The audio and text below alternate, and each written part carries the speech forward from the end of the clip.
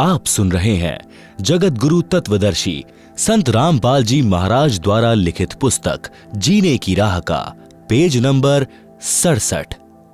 शब्दार्थ। धर्म वही करता है जिसके हृदय में दया है। दया धर्म की जड़ है तथा पाप वह करता है जिसमें अभिमान भरा है। अभिमान पाप की जड़ है। कबीर परमात्मा ने कहा है कि दयावान के साथ परमात्मा रहता है, अभिमानी के पास नहीं रहता। भक्त राम भक्त की पुत्रवधू जिस भक्तमती के पास बैठी थी वह बोली कि बहन आप भी कुछ सेवा कर लो। सत्संग वचन। गुरुदेव जी बताते हैं कि जो सेवा भक्ति करेगा उसी को फल मिलेगा। मैं भोजन खाऊंगा तो मेरा पेट भरेगा, आप खाओगे तो आपका पेट भरेगा। सब प्राणी परमात्मा के बच्चे हैं। आप धनी के बच्चे समझकर सेवा करो। जैसे एक धनी की लड़की 8-9 वर्ष की थी, उसकी देख रेख के लिए एक नौकरानी रखी थी। वह उस लड़की को गर्मियों में स्कूल छोड़ने जाती थी तो उस लड़की के ऊपर छाते यानी छतरी से छाया करके चलती थी। स्वयं धूप सहन करती थी, जिससे धनी खुश रहता था और नौकरानी को तनख्वाह देता था। आप सब यह विचार करके अपने परायों का ध्यान रखें।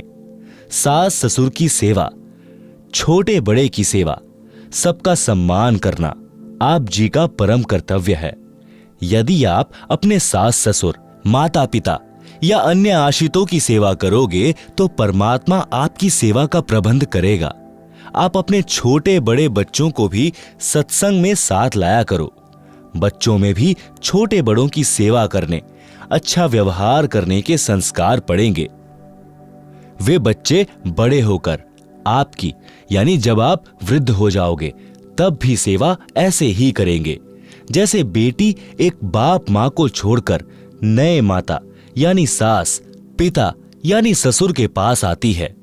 अब जन्म के माता पिता तो इतने ही साथी थे, उन्होंने पाल पोस कर नए माता पिता को सौंप दिया। सास ससुर का कर्तव्य है कि आने वाली बेटी को अपनी बेटी की तरह प्यार दें। भेदभाव स्वप्न में भी नई बेटी व अपनी जन्म की बेटी में न करें, जो झगड़े की जड़ है। पुत्र वधू को चाहिए कि नए घर की परिस्थितियों के अनुसार अपने को ढाले, मां के घर वाले बर्ताव को कम प्रयोग करे। अब पुत्र वधू का घर परिवार यही ससुराल है। आप सुन रहे हैं जगत गुरु तत्वदर्शी संत रामपाल जी महाराज द्वारा लिखित पुस्तक जीने की राह का पेज नंबर 68। शिक्षा कथा। एक पुत्रवधू अपनी सास को बहुत दुखी रखती थी। उसको फूटे हुए मिट्टी के घड़े के टुकड़े यानी ठीकरे में भोजन खिलाती थी, जैसे कुत्तों को खिलाते हैं। कभी कभी साफ करती थी। उसके लड़के का विवाह हुआ। कुछ समय उपरांत सास की मृत्यु हो गई। तब वह अपनी पुत्रवधू से बोली कि इस ठीकरे को फोड़कर बाहर फेंक दो। वह पुत्रवधू बोली कि सास जी, आपको भी इसी ठीकरे में भोजन दिया करूंगी। आपने बड़े जुल्म वृद्धा के साथ किए हैं। तब वह अपनी गलती को समझकर बहुत रोई। पुत्रवधू बुद्धिमान थी। शाम तक उस ठीकरे को नहीं फोड़ा। उसकी सास को वह ठीकरा दुश्मन दिखाई देने लगा। पुत्रवधू ने कहा कि माता जी, मैंने सत्संग सुने हैं, मैं अपने कर्म खराब नहीं करूंगी। यह कहकर ठीकरा फोड़ दिया। पाप कर्म के कारण सास को कैंसर का रोग हो गया। सारा दिन चिल्लाए, पुत्रवधू उसकी सेवा करे, कोई कसर नहीं छोड़ती थी, परंतु कहती थी कि सासू मां, सेवा तो मैं दिलो जान से करूंगी, परंतु तेरे पाप को मैं नहीं बांट पाऊंगी। यह कष्ट तो आपको ही भोगना पड़ेगा। यदि सत्संग सुने होते तो यह दिन नहीं देखने पड़ते। तब उस जालिम औरत ने कहा कि बेटी, मैं महापापिनी हूं, क्या मेरा भी उद्धार हो सकता है? मैं भी दीक्षा लेना चाहती हूं। लड़की सत्संगी घर की थी। उसको पता था कि दीक्षा लेकर भक्ति करने से पाप कर्म नष्ट होते हैं। जिनके अधिक पाप हैं, भक्ति करने से लाभ ही होगा। पाप कम ही होंगे तथा भविष्य में मानव जन्म भी मिल जाता है, यदि मर्यादा में रहकर अंतिम श्वास तक साधना करता रहे।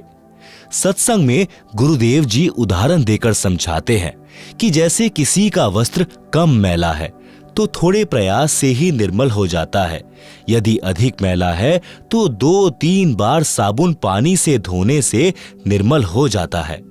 जिसमें अधिक मैला कर रखा है तथा अन्य दाग भी लगाए हैं तो ड्राई क्लीन से साफ हो जाता है। यदि साफ करने का इरादा दृढ़ हो तो मिस्त्री का काला हुआ वस्त्र भी साफ हो जाता है। लड़की यानी पुत्रवधू को पता था कि सास जी ने तो मिस्त्री वाली दशा कर ली, फिर भी परमात्मा की शरण से अवश्य लाभ ही होता है। इस उद्देश्य से अपनी सासू मां को दीक्षा दिला दी। कुछ समय पश्चात कैंसर में कुछ पीड़ा कम हो गई। सत्संग सुनकर उसे रोना आया कि माता पिता की बहू बेटों से क्या आकांक्षा होती है। मुझ पापिन ने अपनी सासू जी के साथ क्या बर्ताव किया। मुझे तो यह रोग होना ही था। यदि पहले यह ज्ञान सुनने को मिल जाता तो मैं क्यों यह पाप करती, निर्मल जीवन जीती, सासू मां की आत्मा भी खुश करती, अपना जीवन सफल कर लेती। उपरोक्त वचन सुनकर राम भक्त जी की पुत्रवधू उस अपनी सहेली यानी पुरानी भक्तमती से लिपटकर फूट फूट कर रोने लगी। आधा घंटे तो अपने को रोक नहीं सकी। अधिक सांत्वना के पश्चात शुभ की रुकी और अपने ससुर पिता के साथ किए बर्ताव का उल्लेख रोते रोते किया।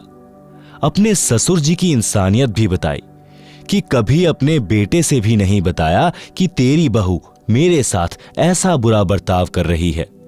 बेटे के पूछने पर यही कहता था कि बेटा किसी प्रकार की सेवा में कमी नहीं है, बड़े अच्छे घर की बेटी है, समझदार है।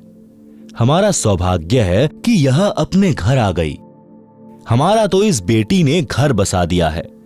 मैं पापिन ये शब्द सुनकर भी नरम नहीं पड़ी, क्योंकि मेरी आत्मा पर पाप कर्मों की परत चढ़ चुकी थी, जो 2-3 बार सत्संग सुनने के पश्चात पाप की परत उतरी है।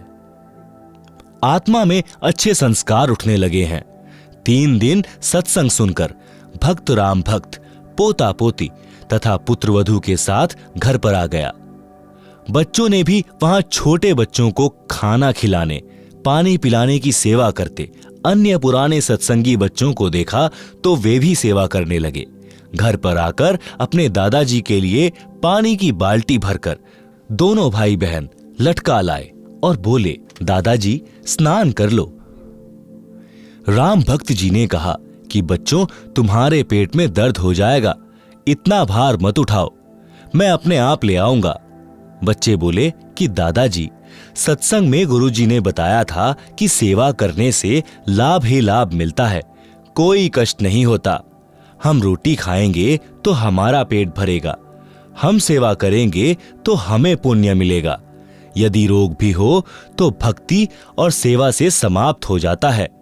वहां आश्रम में अनेकों माई भक्त बता रहे थे कि हम बीमार रहते थे, नाम लेने के पश्चात जैसी सेवा कर सके करने लगे, हम स्वस्थ हो गए। डॉक्टरों ने जवाब दे दिया था, देखो हमारी दवाइयों की पर्चियां, 4 वर्ष से उपचार चल रहा था, अब कोई दवाई नहीं खाते। ऋग्वेद मंडल 10 सूक्त 161 मंत्र 2 में भी यही प्रमाण है कि यदि रोगी मृत्यु के निकट पहुंच गया है, यानी उसको असाध्य रोग भी हो गया हो, यदि वह भक्ति पर लग जाए तो परमात्मा उसको मृत्यु के मुख से निकाल कर ले आए, उसे स्वस्थ करके 100% यानी पूरी आयु जीवन दे देता है। आप सुन रहे हैं जगत गुरु तत्वदर्शी संत रामपाल जी महाराज द्वारा लिखी पुस्तक जीने की राह का पेज नंबर 69। इतनी देर में पुत्रवधू आई और कहा, पिताजी स्नान कर लो, धोती यहीं छोड़ देना, मैं आप साफ कर लूंगी। राम भक्त जी ने कहा कि बेटी आपको घर का बहुत कार्य करना होता है, खाना बनाना, पानी लाना, पशु संभालना है, मैं आप धो लूंगा। मेरी टांग भी अब ठीक हो गई है, बस थोड़ा सा लंग रहता है। राम भक्त स्नान करके धोती बदलकर धोती धोने लगा। उसी समय बच्चों ने आकर धोती छीन ली और लेकर अंदर भाग गए और अपनी माताजी को दे दी। फिर कुर्ता भी ले गए, दूसरा कुर्ता लाकर दे दिया। लड़का खेत से पशुओं का चारा लेकर आया और पहले की तरह पिता को देखा और बिना बोले आगे घर में चला गया। उसने देखा कि पत्नी निर्मला हलवा बना रही थी। उसने सोचा कोई त्योहार होगा, फिर सब्जी रोटी बनाई। सर्वप्रथम गुरु भगवान को 2 कटोरियों में भोग लगाया तथा फिर एक थाल में रोटी, कटोरियों में हलवा तथा सब्जी डालकर अपने ससुर जी के पास लेकर गई और बोली, पिताजी भोजन खा लो, भूख लगी होगी, दूर से आए हैं। राम भक्त बोला, बेटी मेरे को यह हजम नहीं होता, सूखी रोटियां ला दे, मैं बीमार हो जाऊंगा। राम भक्त जी ने सोचा था कि भावना में बहकर बेटी आज तो सब सेवा कर देगी, परंतु लड़का इसको धमकाएगा क्योंकि उसको सत्संग का ज्ञान नहीं है, कहीं घर में झगड़ा ना हो जाए। इतने में लड़का भी आ गया। अपनी पत्नी को बोला, पिताजी ठीक कह रहे हैं, ले चल अंदर। पिता का कमरा गली पर था, बच्चों का रहने का अंदर को था। पत्नी बोली, चुप रह, मैंने बहुत पाप इकट्ठे कर लिए, अब पिताजी की सेवा मैं स्वयं करूंगी। लड़का चुप हो गया। राम भक्त ने दोनों बच्चों को थोड़ा थोड़ा हलवा दिया। पुत्र वधू को देने लगा तो बोली कि आप क्या खाओगे, घर पर और भी बहुत सारा हलवा प्रसाद बचा है, पिताजी आप खाओ, नहीं खाओगे तो मेरी आत्मा रोएगी। भक्त राम भक्त जी ने गुरुदेव भगवान का स्मरण किया और भोजन खाया। प्रतिदिन पुत्र वधू स्वयं नरम नरम रोटियां गर्म गर्म लाकर अपने हाथों खिलाए, प्रतिदिन वस्त्र साफ करे और कहे, पिताजी भजन कर लो। आप सुन रहे हैं जगत गुरु तत्वदर्शी संत रामपाल जी महाराज द्वारा लिखित पुस्तक जीने की राह का पेज नंबर 70। एक दिन राम भक्त जी की बुआ का लड़का भक्त राम निवास आया। राम भक्त जी ने उसको सीने से लगा लिया और बोला, रे भाई हमारा घर तो तेरी कृपा से स्वर्ग बन गया। भक्त राम विलास बोला कि मामा के बेटे राम निवास से कुछ ना हुआ, गुरु जी की शब्द शक्ति का करिश्मा है। आप और मैं तो पहले इकट्ठे ना बत्ती डंडा खेला करते, मेरे करने से होता तो पहले ही हो जाता। गुरु जी कह रहे थे कि राम भक्त पिछले जन्मों में भक्त था, इससे घर के मोह के कारण मर्यादा में चूक बनी थी, उसके कारण इतना कष्ट उठाया है। अब यह महादुखी हो चुका था, तब तेरे साथ आया है, नहीं तो आप कितनी बार राम भक्त से पहले कह चुके थे कि सत्संग में चल, परंतु मोह माया में अंधा हो चुका था। यह कष्ट और पुत्र पुत्र वधू का व्यवहार इसके लिए वरदान बन गया है। कबीर जी ने कहा है कि सुख के माथे पत्थर पड़ो, जो नाम हृदय से जाए, बलिहारी व दुख के जो पल पल राम रटाए। भावार्थ, हे परमात्मा, इतना सुख भी ना देना जिससे तेरी भूल पड़े, जिस दुख से परमात्मा की पल पल याद बनी रहे, वैसे दुख सदा देते रहना। मैं बलिहारी जाऊं उस दुख को जिसके कारण परमात्मा की शरण मिली। भक्त राम भक्त जी ने भक्त राम निवास जी से कहा कि अब के सत्संग में बेटे प्रेम सिंह को ले जाना, इसका उद्धार हो जाएगा। अगले सत्संग में जो 1 महीने पश्चात होना था, भक्त राम निवास जी आए और प्रेम सिंह को अपने घर ले जाने के बहाने ले गए। घर से सत्संग में ले गए। 3 दिन तक आश्रम में रहे, सत्संग सुना, अन्य पुराने भक्तों से उनकी आप बीती सुनी तो सत्संग के रंग में रंग गया।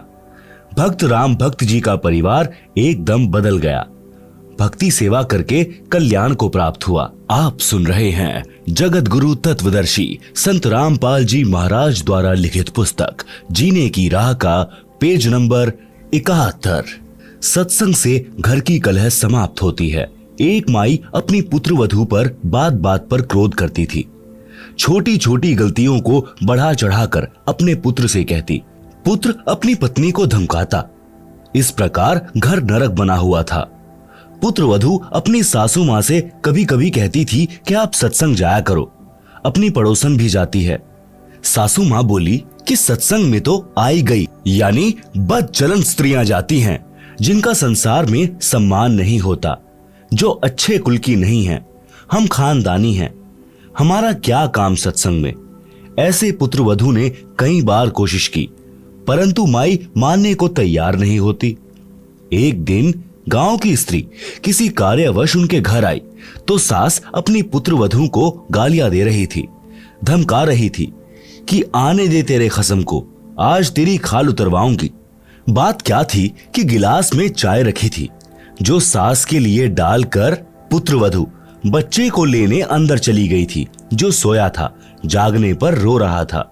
उस बच्चे को उठाकर लाने में 1 मिनट भी नहीं लगी थी कि इसी बीच में कुत्ता आया और चाय के गिलास में जीभ मारने लगा। गिलास गिर गया, चाय पृथ्वी पर बिखर गई। सासू माँ आंगन में उस गिलास से मात्र 20 फुट की दूरी पर चारपाई पर बैठी थी। हट्टी कट्टी थी, खेतों में सैर करके आती थी, परंतु काम के हाथ नहीं लगाती थी। इसी बात पर कलह कर रही थी। गांव के दूसरे मोहल्ले से आई माई सत्संग में जाती थी। सब बात सुनकर उसने भतेरी, यानी उस सास का नाम भतेरी था, से कहा कि आप सत्संग चला करो। उसका वही उत्तर था। उस सत्संग वाली भक्तमती ने बहुत देर सत्संग में सुनी बातें बताई, परंतु भतेरी मानने को तैयार नहीं थी। भतेरी की दूसरी बहन उसी मोहल्ले में विवाह रखी थी, जिस पान्ने की वह सत्संग वाली माई जानकी थी। भतेरी की बहन का नाम दया कौर था। जानकी ने जाकर दया कौर से बताया कि तेरी बहन भतेरी ने तो घर का नरक बना रखा है, बिना बात की लड़ाई करती है।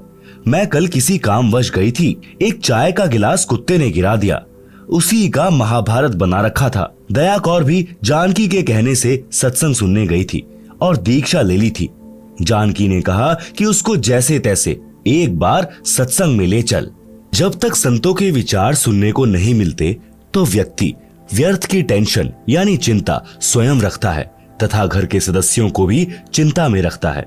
दया कौर अगले दिन अपनी बहन के घर गई। किसी बहाने भतेरी को अपने घर ले गई।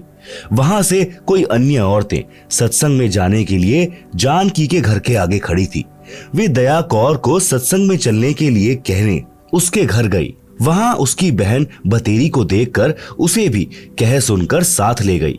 भतेरी ने जीवन में प्रथम बार सत्संग सुना। आश्रम में कैसे स्त्री पुरुष रहते हैं, सब आंखों देखा तो अच्छा लगा। जैसा अनाप शनाप सुना करती थी वैसा आश्रम में कहीं देखने को नहीं मिला। सत्संग में बताया गया कि कई व्यक्ति अपनी बहन, बेटियों, बहुओं तथा अन्य स्त्रियों को सत्संग नहीं भेजते और न स्वयं जाते हैं। वे कहते हैं कि हमारे सत्संग में जाने से घर की इज्जत का नाश हो जाएगा, हमारी बहू बेटियां बदनाम हो जाएंगी। उनको विचार करना चाहिए कि सत्संग में न आने से परमात्मा के विधान का ज्ञान नहीं होता कि भक्ति न करने वाले स्त्री पुरुष अगले जीवन में महान कष्ट भोगते हैं। आप सुन रहे हैं जगत गुरु तत्वदर्शी संत रामपाल जी महाराज द्वारा लिखित पुस्तक जीने की राह का पेज नंबर 72। सूक्ष्म वेद में बताया है कि जो मनुष्य शरीर प्राप्त करके भक्ति नहीं करते उनको क्या हानि होती है। कबीर जी कहते हैं, हरि के नाम बिना नारी कुतिया होए, गली गली भौकत फिरे टूक न डाले कोय। संत गरीबदास जी की वाणी से बीबी पर्दे रहे थी, ड्योडी लगती बाहर, अब गात उघाड़े फिरती है बन कुतिया बाजार। वे पर्दे की सुंदरी सुनो संदेशा मोर, गात उघाड़े फिरती है करे सरायों शोर। नक बेसर नक पर बनी पहने थी हार हमेल, सुंदरी से कुतिया बनी सुन साहिब के खेल।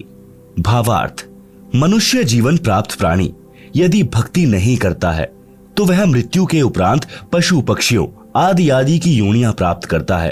परमात्मा के नाम जाप बिना स्त्री अगले जन्म में कुतिया का जीवन प्राप्त करती है, फिर निर्वस्त्र होकर नंगे शरीर गलियों में भटकती रहती है, भूख से बेहाल होती है, उसको कोई रोटी का टुकड़ा भी नहीं डालता।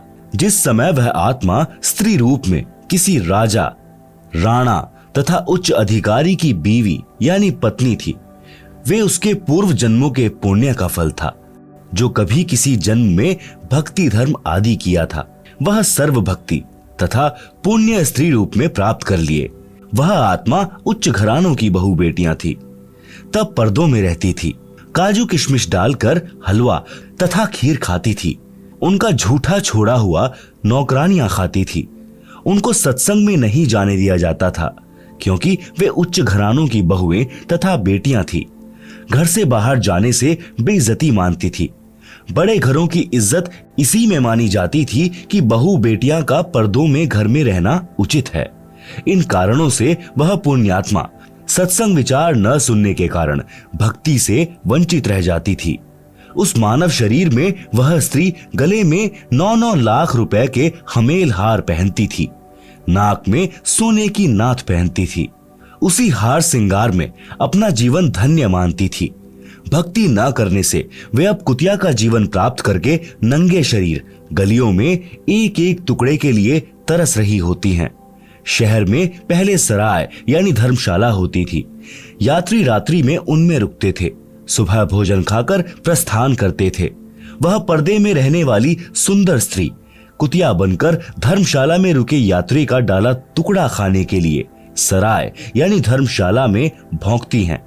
रोटी का टुकड़ा धरती पर डाला जाता है, उसके साथ कुछ रेत मिट्टी भी चिपक जाती है।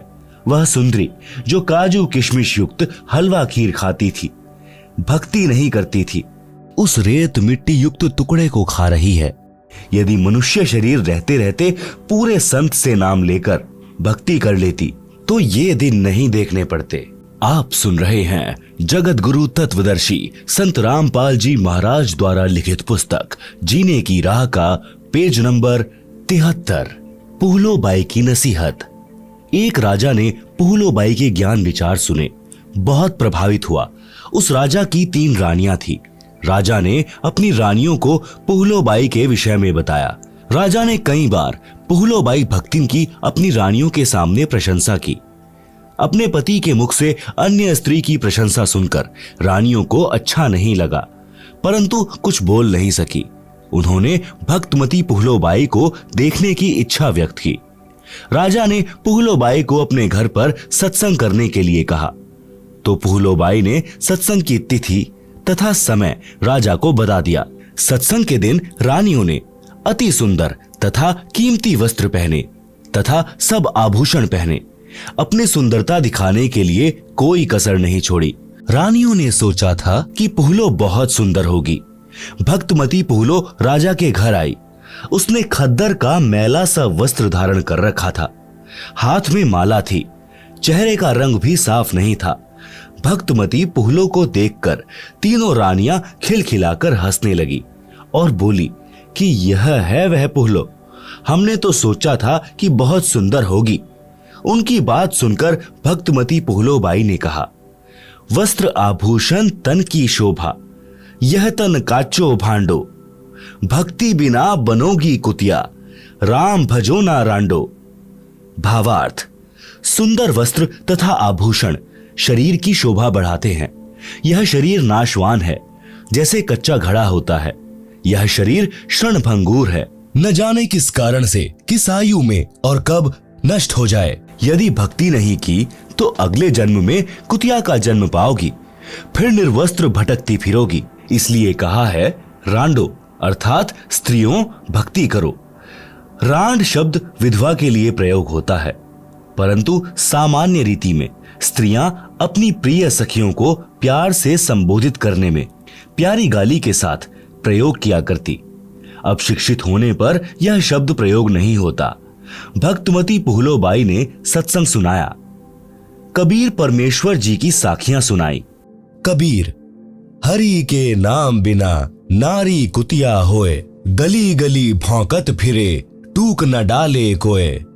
कबीर, राम रटत कोढ़ी भलो, चूचू पड़े जो चाम, सुंदर देही किस काम की, जामुख नाही नाम। कबीर, नहीं भरोसा देही का, विनश जाए छिन माही, श्वास श्वास में नाम जपो और यत्न कुछ नाही। कबीर, श्वास श्वास में नाम जपो, व्यर्था श्वास मत खो, ना जाने इस श्वास का, आवन हो के ना होए। गरीब, सर्व सोने की लंका थी, रावण से रणधीरम, एक पलक में राज्य गया, जम के पड़े जंजीरम। गरीब, मर्द गर्द में मिल गए, रावण से रणधीरम, कंस केसी चाणूर से हिरणाकुश बलबीरम। गरीब तेरी क्या बुनियाद है, जीव जन्म धरि लेत। दास गरीब हरि नाम बिन, खाली रह जा खेत। आप सुन रहे हैं जगत गुरु तत्वदर्शी संत रामपाल जी महाराज द्वारा लिखित पुस्तक जीने की राह का पेज नंबर 74। शब्दार्थ। कबीर परमेश्वर जी ने अध्यात्म का विधान बताया है। कहा है कि जो स्त्री भक्ति नहीं करती वह अगले जन्म में कुतिया का जीवन प्राप्त करके गली गली भौंकती फिरती है। कोई उसको भोजन का ग्रास भी नहीं डालता। मानव जीवन में सब भोजन समय पर मिल रहा था। भक्ति न करने से यह दशा होगी। परमात्मा की भक्ति कुष्ठ रोगी यानी जिसके शरीर की खाल भी कट कट कर गिर रही है, उससे रक्त निकल कर गिर रहा है, भी करता है तो बहुत अच्छा है। भक्ति करने से उसका कुष्ठ रोग भी ठीक हो जाएगा, भविष्य भी उज्जवल होगा। जो भक्ति नहीं करता वह चाहे सुंदर शरीर वाला भी क्यों ना हो, उसका सुंदर स्वस्थ शरीर किसी काम का नहीं है। इस मानव शरीर का कोई विश्वास नहीं है कि यह कब तथा किस कारण से नष्ट हो जाए। इसे बचाकर नहीं रखा जा सकता। इसका एक उपाय है, भक्ति करो। इतना स्मरण करो कि एक श्वास भी नाम के जाप बिना खाली ना जाए।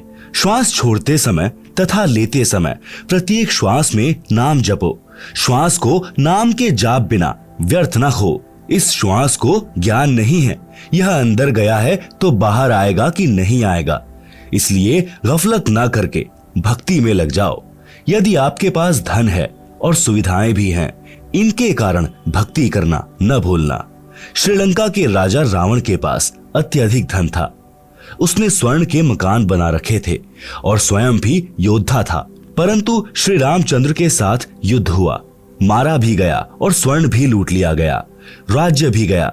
यह सब एक पलक में हो गया, यानी राम जी के तीर से मारा गया। कुछ ही समय में सब कुछ नष्ट हो गया तथा यम के दूत यानी मृत्यु देवता के नौकर उस रावण को जंजीरों में बांध कर ले गए, नरक में डाला गया। रावण जैसे मर्दाने यानी शूरवीर मिट्टी में मिल गए तथा मथुरा का राजा कंस, उसका प्रसिद्ध पहलवान चाणूर, कंस का नौकर केशी रूपधारी राक्षस तथा हिरण्यकशिपु जैसे बलवान भी भक्ति बिना जीवन व्यर्थ कर गए हैं।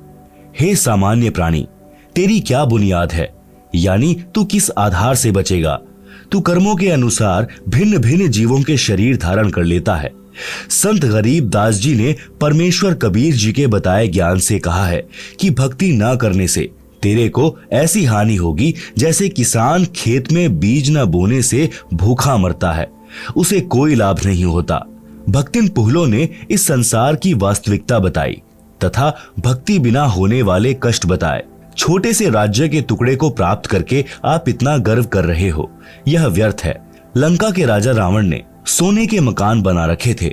सत्य भक्ति न करने से राज्य भी गया, स्वर्ण भी यहीं रह गया, नरक का भागी बना।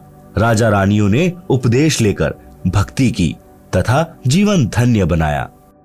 आप सुन रहे हैं जगत गुरु तत्वदर्शी संत रामपाल जी महाराज द्वारा लिखित पुस्तक जीने की राह का पेज नंबर 75। कबीर हरि के नाम बिन राजा ऋषभ होए, मिट्टी लदे कुम्हार के घास न नीरे कोय। भगवान की भक्ति न करने से राजा गधे का शरीर प्राप्त करता है, कुम्हार के घर पर मिट्टी ढोता है, घास स्वयं जंगल में खाकर आता है। फिर पीछे तू पशुआ कीजे, दीजे बैल बनाए, चार पहर जंगल में डोले तो नहीं उधर भराए। सिर पर सींग दिए मन बोरे, धूम से मच्छर उड़ाए, कांधे जुआ जोते कुआ, कोंदो का भूस खाए। भावार्थ, गधे का शरीर पूरा करके वह प्राणी बैल की योनि प्राप्त करता है। मानव शरीर में जीव को कितनी सुविधाएं प्राप्त थी। भूख लगते ही खाना खाओ, दूध पियो, चाय पियो, प्यास लगे तो पानी पी लो। भक्ति न करने से वही प्राणी बैल बनकर सुबह से शाम तक 4 पहर अर्थात 12 घंटे तक जंगल में फिरता है। हल में जोता जाता है। दिन में केवल 2 बार आहार बैल को खिलाया जाता है। दोपहर 12 बजे तथा रात्रि में। परंतु बैल को बीच में भूख लगी है और चारों ओर चारा भी पड़ा होता है, लेकिन खा नहीं सकता। हाली उसको घास नहीं खाने देता। पानी भी समय पर दिन में 2 या 3 बार पिलाया जाता है। सिर पर सींग तथा एक दुम यानी पूंछ लगे होंगे। जब मानव शरीर में था तब वह जीव कूलर, पंखे तथा एसी कमरों में रहता था। अब एक दुम है, इसको चाहे कूलर की जगह चाहे पंखे की जगह प्रयोग करो, उसी से मच्छर उड़ाता है। सत्संग में यह भी बताया गया कि घर की कलह का कारण परमात्मा के विधान को न समझकर संसार के भाव में चलना है। घर का कोई सदस्य घर में हानि नहीं करना चाहता, किसी कारण से हानि हो जाती है तो उसको लेकर कलह नहीं करनी चाहिए। जो हानि होनी थी वह तो हो चुकी है, वह तो ठीक होनी नहीं। व्यर्थ की कलह करना समझदारी नहीं है। जिससे गलती से कोई हानि हो जाती है तो उसे कहना चाहिए, हे बेटा या बेटी, माता या पिता या सास या बहू, यह जो हो गया यह अपने भाग्य में नहीं था, आपने जानबूझकर तो किया नहीं है। इस बात से घर में शांति कायम रहती है। कलह में काल निवास करता है। भूत प्रेतों का उस घर में डेरा होता है। जो कलह नहीं करते वे सुख से बसते हैं। जिस घर में परमात्मा की भक्ति यानी आरती, स्तुति, ज्योति, यज्ञ होती है, उस घर में देवताओं का निवास होता है। आप सुन रहे हैं जगत गुरु तत्वदर्शी संत रामपाल जी महाराज द्वारा लिखित पुस्तक जीने की राह का पेज नंबर 76। सत्संग सुनकर सब अपने अपने घर चली गई। सत्संग दिन के 12 बजे से 2 बजे तक हुआ था। पुत्रवधू को पता नहीं था कि सासू मां सत्संग में गई थी। अगले दिन सुबह भैंस का दूध निकालकर पुत्रवधू उस दूध की भरी बाल्टी को छत में लगे कुंडे वाले सरिये में प्रतिदिन की तरह टांगने लगी। उसे लगा कि बाल्टी टंग गई, परंतु सरिये के उल्टी ओर बाल्टी का कड़ा लगा था। पुत्रवधू ने सोचा कि ठीक लगा है और बाल्टी छोड़ दी। बाल्टी पृथ्वी पर गिर गई, दूध बिखर गया। आवाज सुनकर भतेरी आई और पुत्रवधू दूध की बजाय सासू मां की ओर मायूसी से देख रही थी। बोलना उचित नहीं समझा, क्योंकि पुत्रवधू को पता था कि सासू मां किसी भी सफाई के वचन नहीं सुनती थी। सोच रही थी कि आज का सारा दिन कलह में जाएगा, शाम को पति आएगा, उससे भी पिटाई करवाएगी। हे परमात्मा, यह कौन बनी? ऐसी गलती तो कभी नहीं हुई थी। हे सतगुरु, कुछ तो दया करो। मैं तो आपकी भक्ति भी भूलने को हो रही हूँ। मुझे तो सारा दिन सासू माँ के श्लोक याद रहते हैं। भतेरी बोली, बेटी, जो होना था वह हो गया। आज हमारे भाग्य में दूध है नहीं, चिंता ना कर। इस दूध को ऊपर से हाथों से बाल्टी में डालकर भैंस को पिला दे। यह कहकर जो नाम दीक्षा ली थी उसका जाप करने लग गई। पुत्रवधू को अपने कानों पर विश्वास नहीं हो रहा था। सोच रही थी कि माताजी आज पता नहीं कौन सा स्टेशन यानी रेडियो आकाशवाणी पकड़ गई। ये शीतल वचन भतेरी की बोरी यानी बारदाना में नहीं थे, इसमें खल भरी थी। आसपास से निकलती थी तब भी बड़बड़ की झल निकलती थी। पुत्रवधू का नाम निशा था। वह सोच रही थी कि निशा, आज निशा में यानी रात्रि में तेरी बुरी होगी दशा। निशा की सोच थी कि पति को बताएगी। वह माता की बात सुनकर मेरी कुछ नहीं सुनता, अच्छी बुरी कहेगा, सारा दिन और रात्रि रोने में जाएगी। निशा ने दूध बाल्टी में डालकर भैंस को पिला दिया। बाल्टी धोकर रख दी। भतेरी आई और बोली कि बेटी, रोटी खा ले, चिंता मत कर। बेटी, मैं कल मेरी बहन दया कौर के साथ दिन में सत्संग में गई थी। मेरी तो आंखें खुल गई। मैं तो बहुत कलहारी बनी हुई थी। बेटी, हो सके तो क्षमा कर देना। पीछे हुआ सो हुआ, आगे से अपनी बेटी को पलकों पर रखूंगी। मेरी असली बेटी तो तू है। जन्मी बेटी तो अगलों की थी, वह चली गई। अपना दुख सुख साझा है। मेरी तो एक दिन के सत्संग ने ही आंखें खोल दी। बेटी, अगले रविवार को आप भी चलना, मैं भी चलूंगी। धीरे धीरे बेटे को भी ले चलेंगे। निशा ने अपने गुरुजी का फोटो यानी स्वरूप कपड़ों में छिपा रखा था। फोटो निकालकर चरणों में शीश रखकर कहा कि हे गुरुवर, आज आपने अपनी बेटी की पुकार सुन ली, घर स्वर्ग बना दिया। शाम को चतर सिंह आया तो माता ने दूध गिरने का जिक्र भी नहीं किया। कुछ दिन बाद चतर सिंह को भी नाम दिला दिया। कुछ समय पश्चात निशा के गुरुजी आ गए। निशा ने बताया कि गुरुजी, मेरी सासू माँ बहुत अच्छी हैं, इसने भी गुरु का नाम ले लिया है। भतेरी ने कहा, महाराज जी, निशा ने कभी नहीं बताया कि इसने दीक्षा ले रखी है। यह मेरी कलह से डरती होगी। अब बताया है जब मैंने नाम ले लिया। अच्छा किया इसने। यदि पहले बता देती तो मैं और अधिक दुखी करती और पाप की भागी बनती। निशा के गुरुजी ने कहा, माई भतेरी, आप तो आसमान से गिरी और खजूर में अटकी हो, क्योंकि आपकी दीक्षा शास्त्रानुकूल नहीं है। सत्य साधना बिना मोक्ष नहीं हो सकता। जैसे रोग की सही औषधि खाने से ही रोग से मोक्ष मिलता है, इसी प्रकार सत्य साधना करने से जन्म मरण के रोग से मुक्ति मिलती है। निशा ने सोचा कि सासू मां नाराज ना हो जाएं, इसलिए बीच में ही बोल उठी कि गुरुजी, सुना है आपने नई पुस्तक लिखी है, वह संगत ने छपवाई है, क्या आपके पास है? गुरुजी बोले, हे बेटी, आपको देने के लिए आया हूं। यह कहकर गुरुजी दूसरे कक्ष में गए जिसमें ठहरे थे। उसमें थैला रखा था। निशा भी साथ साथ गई और बोली, गुरुदेव, भीड़ के छत्ते को मत छेड़ो, मुश्किल से शांत हुआ है।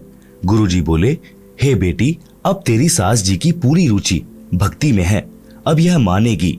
गुरुजी 3 दिन रुके, तत्व ज्ञान समझाया। भतेरी ने भी गुरु बदल लिया और अपना कल्याण करवाया। आप सुन रहे हैं जगत गुरु तत्वदर्शी संत रामपाल जी महाराज द्वारा लिखित पुस्तक जीने की राह का पेज नंबर 77। सत्संग से घर स्वर्ग बन गया।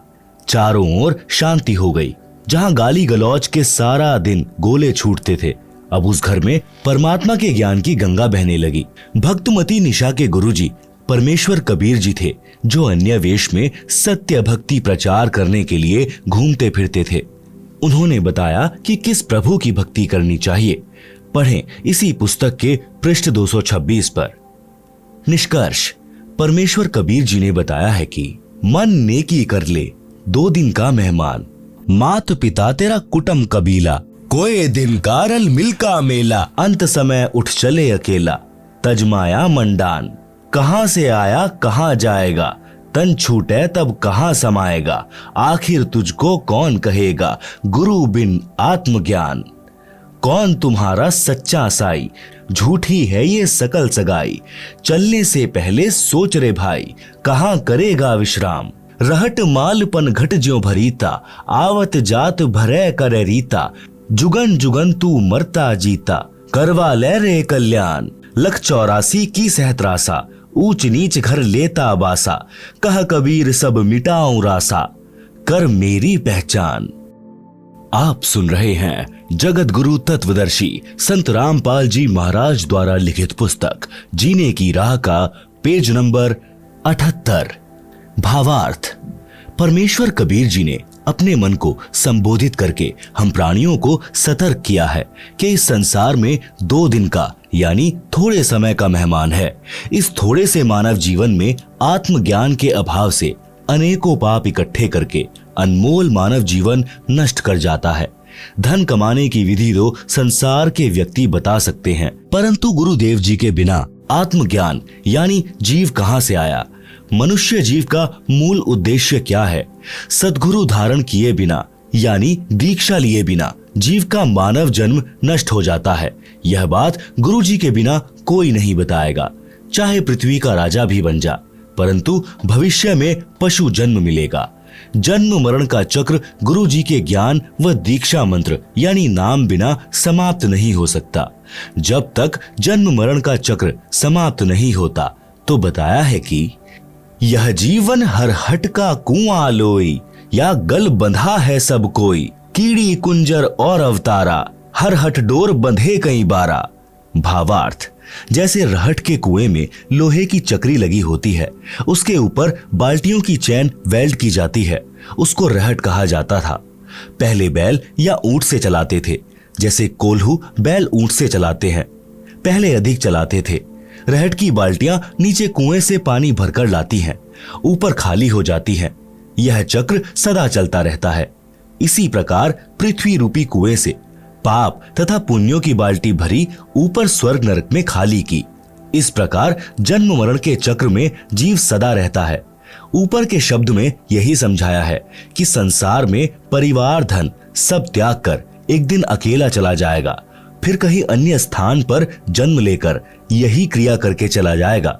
यदि आप घर से किसी अन्य शहर में जाते हैं तो जाने से पहले निश्चित करते हो कि वहां जाएंगे, उसके बाद कहां विश्राम करेंगे, परंतु संसार छोड़कर जाते हो तो कभी विचार नहीं करते कि कहां विश्राम करोगे। हे जीव, 84 लाख प्रकार के प्राणियों के शरीरों में प्रताड़ना सहन करता है, मरता जीता यानी नए प्राणी का जीवन प्राप्त करता है। कभी राजा बनकर उच्च बन जाता है, कभी कंगाल बनकर नीच कहलाता है। परमात्मा कबीर जी समझा रहे हैं कि अवतार गण यानी राम, कृष्ण आदि आदि भी सत्य साधना न मिलने के कारण जन्म मरण के चक्र में पड़े हैं। सत्य साधना मेरे पास है। हे प्राणी, तू मेरे को पहचान। मैं समर्थ परमात्मा हूँ। मैं तेरा जन्म मरण का सर्व झंझट समाप्त कर दूंगा। जगत गुरु तत्वदर्शी संत रामपाल जी महाराज द्वारा लिखित पुस्तक जीने की राह के पेज नंबर 79 पर काल लोक में जन्म मरण रूपी हरहट यानी चक्र का चित्र दिया गया है, जिसे आप पुस्तक में देख सकते हैं। आप सुन रहे हैं जगत गुरु तत्वदर्शी संत रामपाल जी महाराज द्वारा लिखित पुस्तक जीने की राह का पेज नंबर 80, शब्द नंबर 2। नाम सुमर ले सुकर्म कर ले, कौन जाने कल की, खबर नहीं पल की। कोड़ी कोड़ी माया जोड़ी, बात करे छल की। पाप पुण्य की बांधी पोटरिया, कैसे होवे हल्की। माता पिता परिवार भाई बंधु, त्रिरिया मतलब की। चलती बरियां कोई न साथी, या माटी जंगल की। तारों बीच चंद्रमा ज्यों झलके, तेरी महिमा झला झलकी। बने कुकरा विष्टा खावे, अब बात करे बल की। ये संसार रैन का सपना, ओस बूंद जल की। सतनाम बिना सबे साधना, गारा दलदल की। अंत समय जब चले अकेला, आंसू नैन ढल की। कह कबीर गह शरण मेरी हो, रक्षा जल थल की। भावार्थ, परमात्मा कबीर जी ने बताया है कि हे भोले मानव यानी स्त्री पुरुष, परमात्मा का नाम जप कर शुभ कर्म कर। पता नहीं कल यानी भविष्य में क्या दुर्घटना हो जाएगी। एक पल का भी ज्ञान नहीं है। धन का संग्रह छल कपट किए बिना होगा ही नहीं, जिसमें से कुछ धन पर भी खर्च कर देता है। इस प्रकार पाप तथा पुण्य की 2 गठरी बांध ली। ये कैसे हल्की होंगी। पाप नरक में, पुण्य स्वर्ग में भोगता है। माता पिता, भाई पत्नी आदि आदि परिजन अपने अपने मतलब की बातें सोचते हैं। पूर्व जन्मों के कारण परिवार रूप में जुड़े हैं। जिस जिसका समय पूरा हो जाएगा, संस्कार समाप्त होता जाएगा, वह तुरंत परिवार छोड़कर चला जाएगा। जैसे रेल में डिब्बा भरा होता है, जिस जिसने जहां जहां की टिकट ले रखी है वहां वहां उतरकर चले जाते हैं। यह परिवार रेल के डिब्बे की तरह है। मृत्यु के उपरांत यह शरीर मिट्टी हो जाता है। उस समय तेरा कोई परिवार का सदस्य साथी नहीं होगा। एक व्यक्ति अपनी पत्नी से बहुत प्रेम करता था। वृद्ध हुआ तो उसकी मृत्यु निकट थी। उसने अपनी पत्नी से कहा कि आप मेरे साथ चलोगी। वह तुरंत मना कर गई कि ना, मैं ना मरूं तेरे साथ, तेरे ते 3 साल छोटी सूं। वृद्ध को उस दिन सदमा हो गया। उसने उससे बात करना भी बंद कर दिया। निकट आए तो मुंह मोड़ ले, बोले कुछ नहीं। 60 वर्ष के साथ में उस वृद्ध को पहली बार एहसास हुआ कि कोई किसी का नहीं है। यदि उस वृद्धा को समझ होती और वास्तविक प्रेम होता तो कहती कि मुझे भी साथ ले चलना। वृद्ध ने क्या साथ ले जाना था, उसका मन खुश हो जाता, आसानी से मर जाता। समय से पूर्व वृद्धा को कौन मारता। इससे सिद्ध है कि वास्तविक प्रेम की बातें दूर की कौड़ी हैं, सब स्वार्थ के कारण जुड़े हैं। हे मानव, पूर्व जन्म के जप तप तथा धर्म संस्कार से वर्तमान में मंत्री, प्रधानमंत्री या उच्च अधिकारी बनकर ऐसे सुशोभित हो रहा है जैसे रात्रि में तारों के मध्य में चांद की शोभा होती है। यदि सत्संग विचार नहीं सुने तो आत्मज्ञान के बिना, परमात्मा की भक्ति न करके भविष्य के जन्म में कुत्ता बनकर बिष्ठा यानी गोबर टट्टी खाएगा। अब तू अपने बल यानी शारीरिक शक्ति, पद की ताकत की बातें करता है, फिर पशु बनकर महान कष्ट उठाएगा। आप सुन रहे हैं जगत गुरु तत्वदर्शी संत रामपाल जी महाराज द्वारा लिखित पुस्तक जीने की राह का पेज नंबर 81। नर से फिर पशुआ कीजे, गधा बैल बनाई। 56 भोग कहाँ मन बोरे, कुरड़ी चरने जाई। शब्दार्थ, जो मनुष्य यानी स्त्री पुरुष सत्य भक्ति शास्त्र अनुसार गुरु से दीक्षा लेकर नहीं करता, वह मृत्यु के पश्चात पशु जीवन प्राप्त करता है। वह गधे या बैल के शरीर प्राप्त करता है। मानव शरीर में स्वादिष्ट भोजन खाता था। गधा बनने के पश्चात अच्छा खाना नहीं मिलता। गधे का शरीर धारण करके जंगल में कूड़े के ढेर से गंदा भोजन व घास खाता है। इसलिए भक्ति करो। हे मानव, संसार में तेरा जीवन ऐसे है जैसे सुबह ओस के जल की बूंदें घास पर चमक रही होती हैं, जो कुछ समय में समाप्त हो जाती हैं। इसलिए पूर्ण सद्गुरु से सतनाम यानी सच्चे नाम जाप मंत्र लेकर भक्ति करके जीव का कल्याण करा ले। सच्चे शास्त्रानुकूल भक्ति मंत्र के अतिरिक्त सब शास्त्र विरुद्ध साधना तो दलदल की गारा के समान है, निकालने की बजाय दुगना फंसाती है। वह साधना परमेश्वर कबीर जी के पास थी तथा कुछ संतों को भी परमेश्वर कबीर जी ने बताई थी, परंतु उनको अन्य को बताने को मना किया था। वर्तमान में यानी सन 1997 से मुझ दास यानी रामपाल के पास है। मेरे अतिरिक्त वर्तमान में किसी भी संत व गुरु के पास शास्त्र प्रमाणित भक्ति मंत्र नहीं है। आओ दीक्षा लो और अपना तथा अपने परिवार का जीवन सफल बनाओ। यदि आप जी ने मेरे यानी रामपाल के अतिरिक्त किसी अन्य पंथ के संत या गुरु से दीक्षा ले ली तो वही बात होगी कि आसमान से गिरे और खजूर में अटके। घर के रहोगे ना घाट के। मैं यानी लेखक पहले गांव गांव में सत्संग करता था। मेरा सत्संग सुनते जो आत्मा को हिलाकर रख देता है। मेरे से नाम दीक्षा नहीं लेते, अन्य संतों से दीक्षा लेते थे। वहां से कोई लाभ नहीं हुआ। कई वर्ष भटककर मेरे से दीक्षा ली तो सुखी हुए। उपरोक्त सत्संग वचनों से निष्कर्ष निकलता है कि यदि सत्संग के विचार सुनने को मिल जाएं, तो घर स्वर्ग बन जाता है। उसके बिना नरक सा जीवन जीना पड़ता है। इस प्रकार विश्व उद्धार संभव है। सब प्रेम प्यार से जीवन यापन करके मोक्ष प्राप्त कर सकते हैं। यह अति अनिवार्य है। वर्तमान की कुछ सत्य कथाएं। भक्त सुरेश दास के उजड़े परिवार को बसाया। डीगल गांव भक्त का नाम सुरेश अहलावत तथा भक्तमती का नाम यशवंती।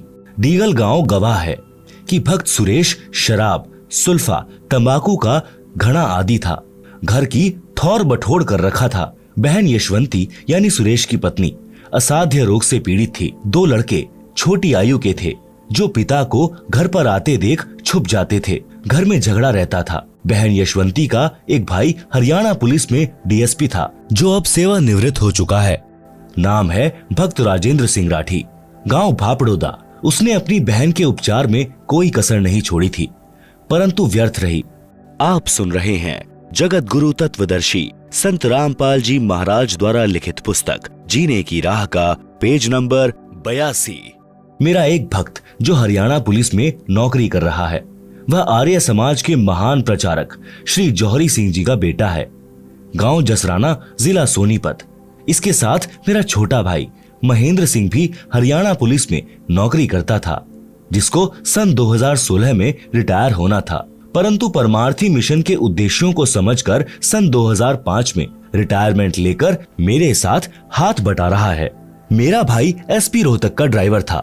भक्त जयबीर मलिक डीएसपी जज्जर का ड्राइवर था। दोनों जब मिलते थे तो मेरा भाई उससे इस ज्ञान की चर्चा करता था। पहले तो आर्य समाजी होने के कारण भक्त जयबीर जी बहुत दुखी हुए, अपने आचार्यों से मिले, परंतु अंत में सत्य को आंखों देखकर मान लिया कि सच्चाई यही है। उसने सन 1994 में मेरे से दीक्षा ले ली। सन 1995, 1996 तक भक्त राजेंद्र सिंह राठी जज्जर में कार्यरत थे तथा जयबीर जी उनके ड्राइवर थे। भक्त राजेंद्र जी का एक भाई पुलिस में नौकरी करता था। बहन यशवंती वाली बीमारी उसको भी थी, जिस कारण से सन 1995 में उसकी मृत्यु हो गई। ड्राइवर के नाते भक्त जयवीर जी भी डीएसपी के साथ उनके घर गए। सब हालात का ज्ञान हुआ।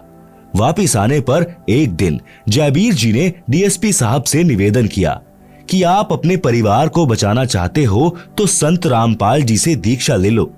पहले तो नहीं माना, परंतु ट्रायल करने के लिए अपनी बहन यशवंती को अपने छोटे भाई सुखबीर के साथ दीक्षा दिलाने भेजा। यह दास यानी रामपाल दास सिंचाई विभाग में जूनियर इंजीनियर के पद पर कार्यरत था।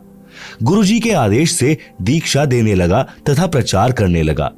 मिशन के उद्देश्य से परिचित होकर जनहित तथा जगहित में सन 1995 में नौकरी से त्याग पत्र देकर प्रचार प्रसार में लग गया था। त्याग पत्र हरियाणा सरकार द्वारा स्वीकृत है। गांव-गांव में संत गरीब दास जी महाराज की वाणी का अखंड पाठ करता था, सत्संग करता था। 3 दिन यह अनुष्ठान चलता था। ज्ञान समझाकर बुराई छुड़वाकर दीक्षा देता था, जिस कारण उपदेशी को आश्चर्यजनक लाभ होता था।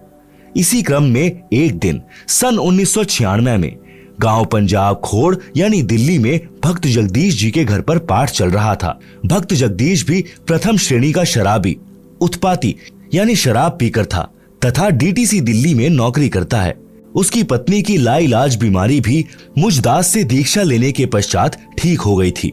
कर्ता परमात्मा है, उसकी शक्ति संत के माध्यम से आती है, जैसे तार द्वारा बिजली आती है। तार बिजली नहीं है, इसी प्रकार संत परमात्मा भले ही नहीं है, परंतु तार अवश्य होता है। उसी समय बहन यशवंती की जीभ काम करना बंद कर गई थी। वह गूंगी हो चुकी थी।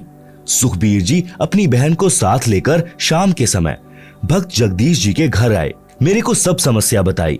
वे दोनों भाई बहन रात्रि में सत्संग सुनकर वहीं रुक गए। बहन यशवंती को नाम दिया, प्रसाद खिलाया। सुबह उठकर वह अपने भाई से बोली, भाई मैं बोलने लग गई हूँ, मैं ठीक हो गई हूँ। यह चमत्कार देखकर दोनों भाई बहन उपस्थित व्यक्तियों यानी जो सत्संग सुनने और भोग लगने के समय पहुंचे थे को बता रहे थे कि कमाल हो गया। उसके पश्चात डीएसपी साहब ने तथा सर्व परिवार तथा रिश्तेदारों ने दीक्षा ले ली। आज सब सकुशल है, भक्ति कर रहे हैं। भक्त सुरेश प्रथम श्रेणी का शराबी था। अपनी पत्नी को ठीक हुआ देखकर सत्संग में आने लगा। शराब तथा सर्व नशा त्याग कर नाम लेकर सुधर गया। उस समय तक कोई आश्रम नहीं बनाया था। गांव-गांव में प्रचार किया जाता था। अब बहन यशवंती के परिवार की पूरे डीगल गांव में मिसाल है। सुरेश चौधरी भक्त बन गया, सर्व बुराई त्याग दी। दोनों लड़के दिल्ली पुलिस में एक ही दिन सिपाही भर्ती हो गए। लोगों को लगा होगा कि पैसे देकर भर्ती कराए होंगे, परंतु सत्य यह है कि एक पैसा भी किसी को नहीं दिया। आप स्वयं जांच कर सकते हैं। दोनों लड़कों के विवाह में 1 रुपया से अधिक कुछ नहीं लिया। यह भी जांच का विषय है। ऐसे ऐसे अनेकों उदाहरण हैं। यह कहानी बताने का मेरा उद्देश्य यह है कि जैसे गीता अध्याय 16 श्लोक 23 और 24 में कहा है कि शास्त्र विधि त्याग कर मनमाना आचरण करने वाले को कोई लाभ परमात्मा से नहीं मिलता। शास्त्रोक्त भक्ति करने से परमात्मा की शक्ति से सर्व असंभव कार्य भी सिद्ध हो जाते हैं, मोक्ष भी मिलता है। ऋग्वेद मंडल 10 सूक्त 161 मंत्र 2 में भी प्रमाण है कि परमात्मा की भक्ति करने वाले का असाध्य रोग भी नष्ट हो जाता है। यदि रोगी मौत के निकट भी पहुंच गया हो तो सत्य भक्ति करने वाले को स्वस्थ करके परमात्मा 100% आयु प्रदान कर देता है, यानी भक्त पूरी आयु जीवित रहता है। आप सुन रहे हैं जगत गुरु तत्वदर्शी संत रामपाल जी महाराज द्वारा लिखित पुस्तक जीने की राह का पेज नंबर 83। जैसे पहले बिजली का विस्तार नहीं हुआ था तो आटा हाथ से चलने वाली चक्की से माता बहन पीसा करती थी। पुरुष हाथ से फरसे यानी दराज से पशुओं का चारा यानी शानी काटा करते थे। फिर हाथ से चलाने वाली मशीन यानी गंडासे का आविष्कार हुआ। वह भी कठिन कार्य था। वर्तमान में बिजली की शक्ति से आटा चक्की चलती है। गंडासे यानी शानी काटने की मशीनें चलते हैं। असंभव कार्य हो रहा है, शीघ्र तथा सुगम हो रहा है। बिजली का विधिवत कनेक्शन लेना होता है, बिजली की मर्यादा का पालन करना होता है, अन्यथा सुखदायी बिजली विनाश कारण बन जाती है। इसी प्रकार परमात्मा का कनेक्शन लेना पड़ता है और परमात्मा की मर्यादाओं का पालन करना होता है, तब सर्व सुख तथा मोक्ष परमात्मा देता है। मर्यादा भंग होने से परमात्मा की शक्ति आनी बंद हो जाती है, सर्व सुविधाएं मिलनी बंद हो जाती हैं। डींगल गांव के व्यक्ति उन झूठे आचार्यों की बात को सत्य मानकर करौंथा आश्रम में जाने वाले अपने गांव वालों को रोकते थे, तो भक्त सुरेश जी तथा बहन यशवंती जी हाथ जोड़कर गांव के उन व्यक्तियों से कहते थे कि गाम राम मारो चाहे छोड़ो, हम आश्रम में जाना बंद नहीं करेंगे। हमारा तो घर वहीं से बसा है, नहीं तो हम आज उजड़ गए होते। परमात्मा ने उनकी सच्ची भक्ति का फल भी ऐसा ही दे रखा है। भक्त सुरेश का मोबाइल नंबर है 9034029495। आप सुन रहे हैं जगत गुरु तत्वदर्शी संत रामपाल जी महाराज द्वारा लिखित पुस्तक जीने की राह का पेज नंबर 84। सत्संग न सुनने से सर्वनाश हुआ। परमेश्वर कबीर जी कहते हैं, राम नाम कड़वा लागे, मीठे लागे दाम, दुविधा में दोनों गए, माया मिली न राम। शब्दार्थ। सत्संग न सुनने वाले मानव यानी स्त्री पुरुष को परमात्मा के विधान का ज्ञान नहीं होता, जिस कारण से उसको परमात्मा के विषय में चर्चा भी अच्छी नहीं लगती। धन संग्रह करना अच्छा लगता है, जिस कारण से उसको दोनों से हाथ धोने पड़ते हैं, यानी उसे न तो परमात्मा मिलता है और मृत्यु के पश्चात धन भी यही रह गया, उसके दोनों ही हाथ से निकल गए। पंजाब प्रांत में मेरे यानी रामपाल दास के पूज्य गुरुदेव जी का आश्रम तलवंडी भाई की नामक कस्बे में है। उनके सतलोक चले जाने के पश्चात उनका दास यानी रामपाल दास महीने के दूसरे रविवार को सत्संग करने जाता था। मेरे गुरुदेव जी के कुछ शिष्य तलवंडी भाई की कस्बे के सेठ भी हैं। उनका रिश्तेदार शुक्रवार को एक वृद्धा की मौत पर शोक व्यक्त करने सपरिवार आया था। वह शनिवार 2 बजे बाद दोपहर को अपने घर चंडीगढ़ जाने लगा, तो सत्संगी रिश्तेदारों ने उनसे कहा कि आज और रुक जाओ, कल सुबह 8 से 10 बजे सत्संग होगा, आप सत्संग सुनकर प्रसाद लेकर जाना। रिश्तेदार ने कहा कि कल रविवार को एक पार्टी आएगी, 2 बजे उससे मेरा अनुबंध होना है, जिसमें मुझे 5 लाख का लाभ होगा। यह घटना सन 1998 की है। सत्संगियों ने आग्रह किया कि आप रविवार को 11 बजे सुबह चलोगे तो भी आप समय पर पहुंच सकते हो। फोन करके उन्हें सूचित कर देंगे कि वे कुछ देर से आ जाएंगे। परंतु वह नहीं माना। उसके परिवार में कुल 4 सदस्य थे, पत्नी तथा बेटा बेटी। चारों अपनी मारुति कार में सवार होकर चंडीगढ़ के लिए शनिवार को रवाना हो गए। चंडीगढ़ से कुछ पहले अंबाला शहर के पास एक बजरी का भरा ट्रक खराब हालत में खड़ा था। उसके पिछले पहिए निकाल रखे थे, जैक लगा रखा था। माया के लोभी को केवल 5 लाख का लाभ ही नजर आ रहा था। कार पूरी गति से चला रहा था। कार उस बजरी के भरे ट्रक के नीचे घुस गई। जैक हट गया, पूरा परिवार कुचला गया। बड़े दुख के साथ कहना पड़ रहा है कि यदि सत्संग सुनने के लिए रुक जाता तो यह नाश नहीं होता।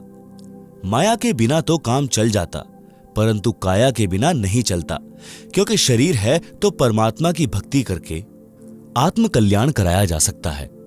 परमेश्वर कबीर जी ने सतर्क किया है कि राम नाम कड़वा लगे, मीठे लागे दाम, दुविधा में दोनों गए, माया मिली न राम। शब्दार्थ। सत्संग न सुनने वाले मानव यानी स्त्री पुरुष को परमात्मा के विधान का ज्ञान नहीं होता, जिस कारण से उसको परमात्मा के विषय में चर्चा भी अच्छी नहीं लगती। धन संग्रह करना अच्छा लगता है, जिस कारण से उसको दोनों से हाथ धोने पड़ते हैं, यानी उसे न तो परमात्मा मिलता है और मृत्यु के पश्चात धन भी यहीं रह गया, उसके दोनों ही हाथ से निकल गए। इसलिए हे भाई बहनों, सत्संग की ओर रुचि करो, आत्म कल्याण कराओ और जीवन की राह को आसान बनाओ।